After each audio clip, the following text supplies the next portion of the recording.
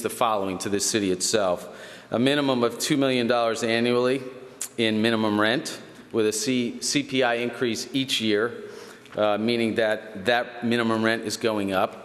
In addition to that, there's this percentage rent on top of that, which is 1% of gross revenues, and that kicks in year 4 of operations of the project. And the total rent in year 4 by our combined projections is estimated to be $3.1 million in total rent to the city. In addition to that, there are ad valorem taxes in the first 3 years of operations of $22.5 million. And starting from year 4 onward, it's projected for ad valorem taxes to be about $7.5 million annually to the city. In addition to that, there's parking surcharge revenue that's projected at about $1.9 million annually. And if you add all that up, the total recurring revenue of the city between all those sources is about $12.5 million annually, starting in year 4 of the project. In addition to that, as part of the agreement with regard to the fractional ownership units, the city is projected to receive $13 million from the proceeds of the sale of those fractional ownerships. And it is important to note that those fractional ownerships are optional on the part of Flagstone. If they decide not to go forward with them, Flagstone still has to pay the city a penalty of $3.7 million. What does it mean in terms of jobs? In terms of jobs, the construction jobs alone conservatively project over 1,600 annual full-time jobs during construction. Upon the build-out and the project getting going at full steam, conservatively projects about 1,100 full-time recurring jobs.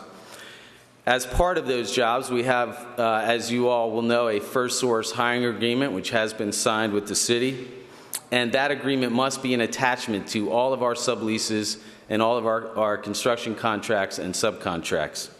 And that agreement, I'm going to hit on the high point, requires the following. The contractor must provide employment to low-income individuals with the following order of priority. First, Overtown residents. Second, City of Miami residents. And third, Miami-Dade County residents.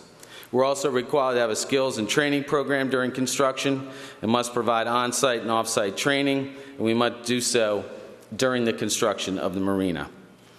In addition, a minimum of 40% of the jobs generated in construction and otherwise, and specifically for plumbing, electrical, fire, landscaping, and hardscaping, must be offered to low-income residents in the City of Miami. Flagstone has been working with the City of Miami Career Center in order to implement the first source hiring agreement, and this will, of course, include getting the word out to city residents through community notifications and holding job fairs around the project. It's important to note that Flagstone has a letter of intent with an equity partner, which is the Stillman Development International Group out of New York, and they are signed with a letter of intent to be the equity partner for the entire project, all components. Stillman is a third-generation family-owned company that's been in business since 1968.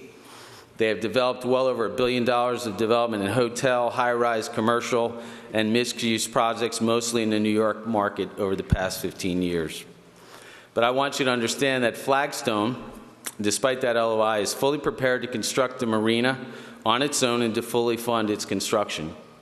I tell you this to underscore that our moving forward on June 2nd is not contingent upon closing that LOI. Flagstone's intent is to continue to move forward, whether it is closed or not. To give you a sense of the timeline going forward, I want to let you know that on June 2nd, which is the deadline, Flagstone intends to commence the marina portion of the project, and that will start with mitigation activities of relocating coral and sponge, as well as to start getting the site prepared for the dredge that needs to take place. We will be fencing the uplands and putting up signage at the site upon the tunnel contractor vacating the site. We will start pre-sale and pre-leasing in September of 2014 for all elements of the project.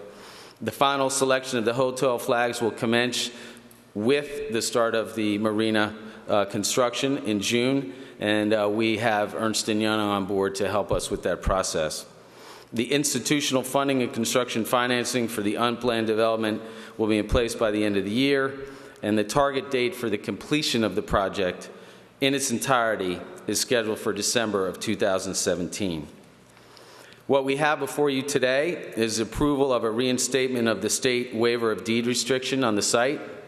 I'm happy to tell you that the terms of that deed waiver are identical to the terms that were previously approved by this commission on 2 separate occasions. The state will reinstate the terms of its original state deed waiver and be paid 15% of all revenues paid to the city by the developer.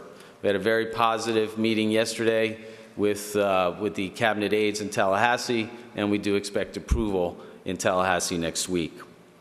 With that, we hope and we ask that you, in good faith, as our partner, approve the reinstatement of this waiver of deed restrictions in the form that's prescribed by the state. As to the companion item, it's simply an agreement with Flagstone in the city, knowing that the city has to make payment to the state on the 15% of our revenues, that we are obligated to pay the city that amount. Mr. Chairman, members of the Commission, I stand ready to address any issues that may be brought forward, and I expect there will be, and I'm here to answer any questions that you may have. Thank you. My suggestion, you have a few speakers in here. They're going to have a lot of questions, and there'll be many questions. I want to be able to make sure that we write down all the questions, we're able to answer all the questions that come up during the presentation. Thank you. Okay, the public hearing is open. Yes, sir. The next speaker, Linda Carroll. Next speaker, Colgate Darden.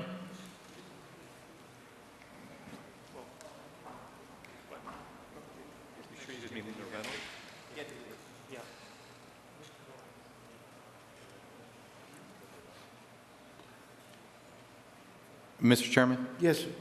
In the meantime, if possible, if I could make some comments. I have a schedule. I was scheduled to leave at 6 p.m., so I want to make sure that I get my comments on the record and everybody knows my position with this. So if possible, do you mind if I take the floor and speak with regards to this issue? Sure, go ahead. Thank you. Let me start by saying that I'm not a movie buff, but when it comes to Flagstone, it appears like Groundhog Day. I've been at this dance since 2010. And I've tried to raise everyone's awareness by even making light of it and asking the city attorney, even though I was joking, but I wasn't joking, the definition of stringing us along. I've asked this commission back in 2010 for us to be able to take back the land once there was a default, and I was on the losing side of that vote by 3-2. And it just seems like everything that we've heard today, we keep hearing again and again and again, just like in Groundhog Day. You know, something was mentioned today earlier that I think applies in this case also. When the voters voted back in 2001, the minimum rent was $2 million. Well, what's that dollar value in today's dollar? You know? I mean, you know, I don't know why we keep at this. I mean, it's just, you know, and what's really, really sad about all this is that we have done, the city has done a real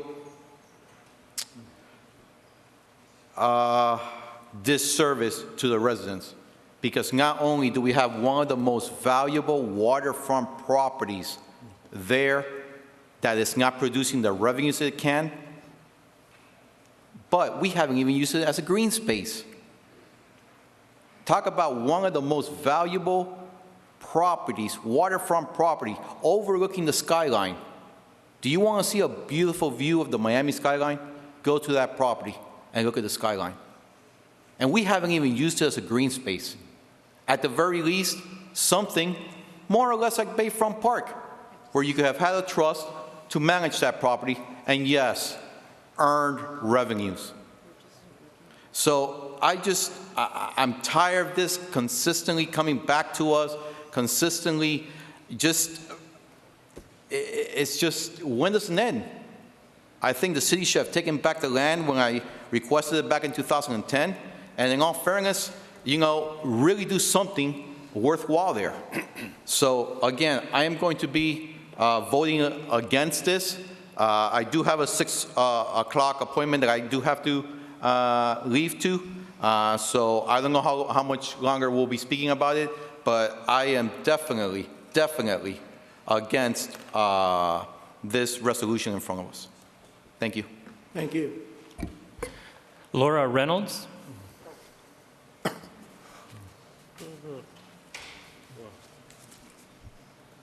Laura Reynolds, 5530 Sunset Drive, Miami, Florida.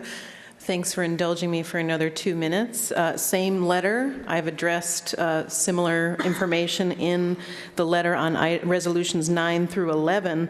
And what I wanted to raise here is something that Mr. Carollo already raised, which was the fact that this went to the voters in 2001. And I would bet that after that much time, if you put this back to the voters now, given the fact that, it is a vulnerable area, it is sensitive, you talked about